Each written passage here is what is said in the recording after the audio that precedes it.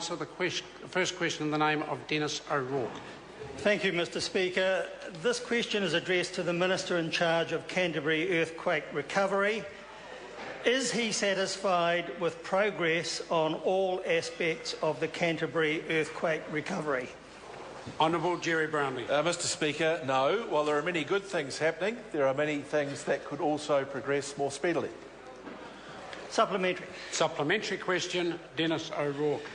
How can he be satisfied, if he is or not, when the court has found that his government's residential red zone land clearance offers were unlawful on grounds of improper process? Honourable Jerry Brownlee. Mr Speaker, it's an interesting question given that my answer, so I'll repeat it for him. No. While there are many things that are going well, there are others that could be progressing more speedily. Supplementary. Supplementary question, Denis O'Rourke.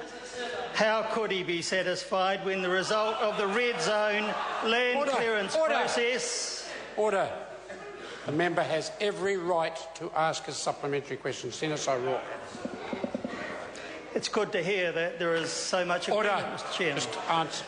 The supplementary is, how could he be satisfied when the result of the red zone land clearance process using an outdated and hit-and-miss 2007 rating valuation gave a few red zoners a windfall, but many more of them such large losses that they could not afford to buy another home? Honourable Jerry Brownlee. Mr Speaker, of the more than 7,000 flatland red zone clients, well over 6,900 have entered sale and purchase agreements with the government, and many others are in that process. I think that speaks for itself. Those people were in a dreadful position. They have been given an opportunity to move on with their lives.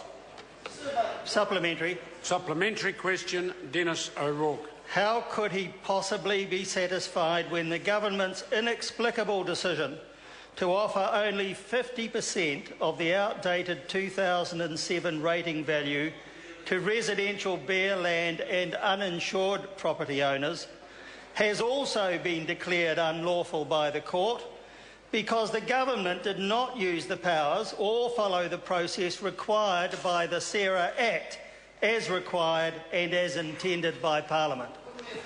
Honourable Jerry Brownlee. Mr Speaker, that is a matter that's currently before the courts, so I don't think it would be in the public interest me to engage in a discussion of what at the end of the day is Mr O'Rourke's own opinion. Supplementary. Supplementary question, Denis O'Rourke. How could the Minister be even remotely satisfied with the deeply unpopular and badly performing Earthquake Commission, especially when it gerrymanders its survey results by marking 31,000 out of 154,000 claimants with "Do Not Survey" tags? Honourable Jerry Brownlee. Mr Speaker, I clearly said there were some things I'm not satisfied with, and I have today asked the State Services Commissioner to conduct a full inquiry or review of that particular issue so that we can have confidence in the surveys of the EQC. Question number 2, Jacinda Ardern. Oh, I apologise. Order.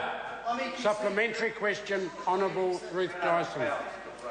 Has the Minister asked for or received any advice on alternative to red zone financial settlements for those who are still waiting for the Port Hill zoning review decisions due before Christmas last year?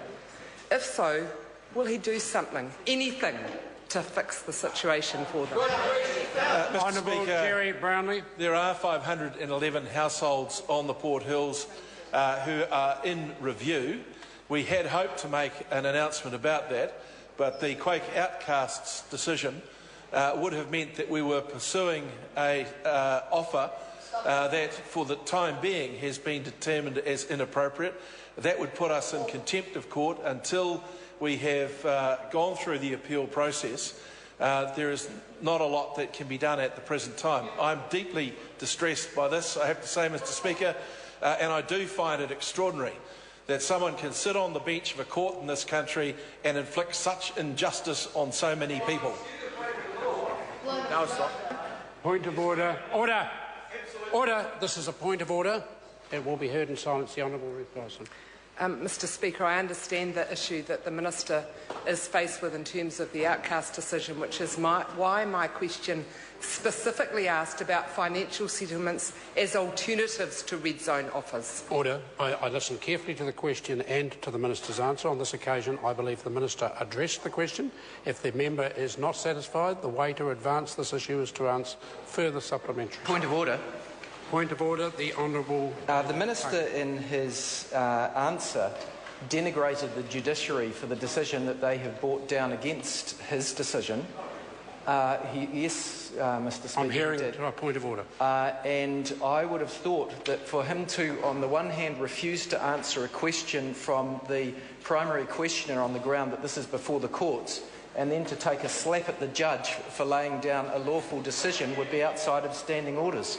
No, I don't believe in any ways the issue was outside the standing orders. It was for the Minister to be responsible for his decision, the answer that he gave. He gave the answer. He bears responsibility for the way he answered the question.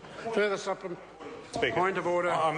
Robertson. I'm sorry to belabour the point, Mr Speaker, but Standing Order 114 does read, a member may not use offensive words against the House or against any member of the judiciary. I think Mr Brownlee was right up against Standing Order 114 in what he said there. There are obviously rules around the separation here, and I think Standing Order 114 is very clear in its nature. Speaking further to the point of order. The second point to be made is Standing Order 112 says that matters awaiting or under adjudication may not be referred to. Now, for the Minister to say that that was a reason that he couldn't answer Mr O'Rourke, and then to put pressure upon the judiciary by criticising them effectively in the way that the Minister did, seems to me to be entirely inconsistent, and therefore his later comment must be out of order. Again, I thank both members for their contribution. I think Grant Robinson used words like it was right up against the boundaries, or words to that effect. I think that's a fair comment, but on this occasion, the Minister has answered that way. The statements have been made. I'm not going to rule them out of order, and the Minister has to accept responsibility for the answer he gave. Further supplementary question, Honourable Ruth Dyson. Will he take up the offer from the recently elected Mayor of Christchurch, Leanne Dalzell, to work better together and get agreement between the Sarah red zoning and the City Council Section 124 notices so that people in green zoned but red stickered homes can get their life back? Honourable Jerry Brownlee. Yes.